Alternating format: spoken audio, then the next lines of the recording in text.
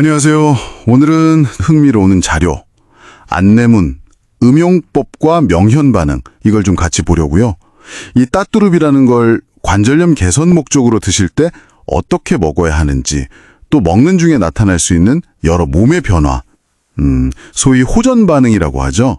자료에서는 이게 몸이 좋아지는 과정에서 일시적으로 나타나는 거라고 설명하는데 이 부분을 좀 집중적으로 살펴보겠습니다. 네, 이 안내문을 보면요. 따뚜릅 섭취가 우리 몸 안에서 산화질소 생성을 도울 수 있다는 걸 전제로 설명하고 있어요. 아, 산화질소요? 네, 이게 혈관을 좀 편안하게 이완시켜서 혈액순환을 도와주는 중요한 신호물질 같은 거거든요.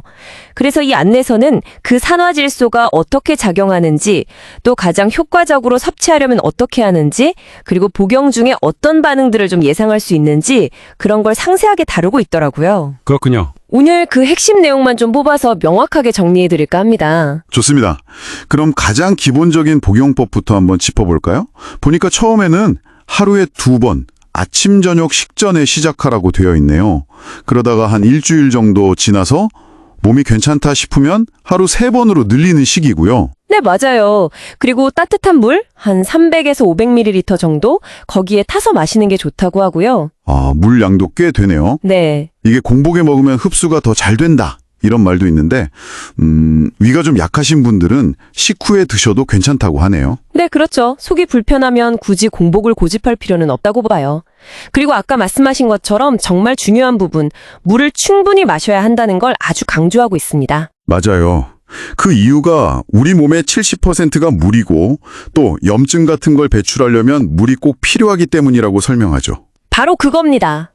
이 안내문 설명에 따르면 산화질소가 염증 제거랑 독소 배출을 촉진하는데 몸에 물이 부족하면 그 효과가 좀 떨어질 수 있다는 거죠. 아하. 그리고 또 하나, 이거 정말 주의 깊게 보셔야 할 점인데요. 다른 것들이랑 같이 먹을 때 간격을 둬야 한다는 거예요. 간격이요? 어떤 것들이요? 특히 비타민C요.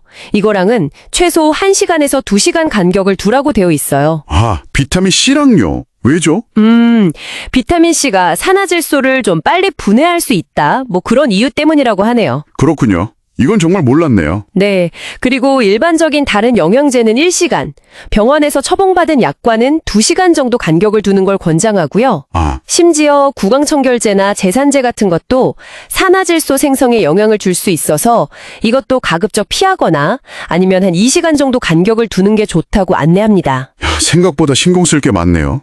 비타민 C랑 2시간 간격이라니, 이건 정말 기억해야겠습니다. 네, 그 점은 좀 유의하시는 게 좋겠죠. 그런데요, 이걸 먹는 중에 두통이 생기거나 피로감이 몰려오거나 어떨 땐 오히려 관절 통증이 더 심해지는 것 같은 느낌을 받을 수도 있다고요? 네, 맞아요. 이게 바로 아까 말씀하신 그 호전 반응 또는 명현 반응, 이것 때문이라는 거죠. 부작용은 아니고요. 이 안내문의 설명에 따르면 그렇습니다. 이게 어떤 부작용이라기보다는 몸이 스스로 치유되는 과정에서 나타나는 좀 자연스러운 현상이다. 이렇게 보는 거예요. 자연스러운 현상이다. 예, 그러니까 산화질소 영향으로 혈관이 좀 확장되고 혈액순환이 막 활발해지잖아요. 그러면서 그동안 몸 안에 쌓여있던 노폐물이나 염증물질 같은 게 배출될 때 일시적으로 나타나는 신호다. 이렇게 해석하는 거죠. 아, 배출되는 과정에서의 신호군요. 그렇죠. 예를 들면 두통이나 어지러움 같은 건 뇌 쪽 혈류가 변하면서 그럴 수 있고, 관절 통증이 잠깐 더 심해지는 건 그 부위로 혈액이 더 많이 가면서 염증이 처리되는 과정일 수 있다는 거고요. 네. 또 피로감 같은 건 몸이 회복하는 데 에너지를 집중하느라 그럴 수 있다고 설명해요. 피부 발진이나 소변색 변화 같은 것도 독소 배출의 한 형태일 수 있다고 보고요. 자료에 보면 이런 예시가 한 20가지 넘게 나와 있더라고요. 와, 정말 다양하네요. 그럼 이런 반응이 나타났을 때 막 당황할 수 있잖아요. 어떻게 대처하는 게 좋다고 하나요? 네, 그게 중요하죠. 만약 반응이 좀 심해서 불편하다 싶으면 물 마시는 양을 더 늘리거나 아니면 섭취량을 잠시 줄여보라고 조언하고 있어요. 아, 양을 줄이거나 물을 더 마시는 거군요. 네. 근데 견딜만하다 싶으면 그냥 그대로 유지해도 괜찮다고 하고요. 근데 또 재밌는 건 아무 반응이 없는 경우인데요. 반응이 없으면요? 그건 좋은 거 아닌가요? 꼭 그렇지만은 않다는 거예요. 오히려 몸에서 더 많은 산화질소를 필요로 하는 신호일 수도 있으니까 그럴 땐 섭취 횟수나 양을 조금씩 늘려보는 걸 고려해 볼 수 있다고 합니다. 아, 오히려 늘려볼 수도 있다. 네.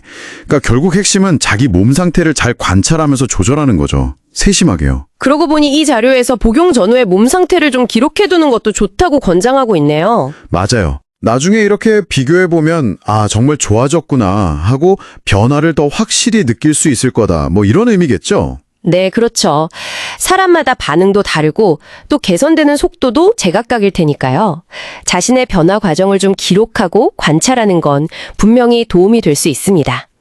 이 안내서는 호전 반응이라는 어떤 틀을 통해서 겪을 수 있는 불편함조차도 좀 긍정적인 치유 과정의 일부로 받아들일 수 있게 도와주는 그런 측면이 있는 것 같아요. 네, 그렇네요. 오늘 이렇게 따뚜룹 섭취 안내문을 통해서 올바른 복용법, 그리고 나타날 수 있는 다양한 호전 반응에 대해서 자세히 알아봤습니다. 요약하자면 처음엔 조금씩 시작해서 점진적으로 늘리고 물 충분히 마시고 그리고 내 몸의 반응을 잘 살피면서 조절하는 것. 이게 핵심이었네요. 네. 그리고 이 자료 전체를 보면 계속 반복되는 키워드가 산화질소 생성, 그리고 혈액순환 개선이었잖아요. 맞아요. 근데 이게 단순히 뭐 따뚜룹 섭취, 여기에만 해당되는 이야기일까 하는 생각도 좀 들더라고요. 어쩌면 청취자분들의 건강관리 전반에 있어서 이 혈액순환을 원활하게 하고 염증을 잘 관리하는 게 근본적으로 왜 중요한지 이 안내문을 계기로 한 번 더 넓은 관점에서 생각해 보시는 것도 좋지 않을까 그런 생각이 듭니다.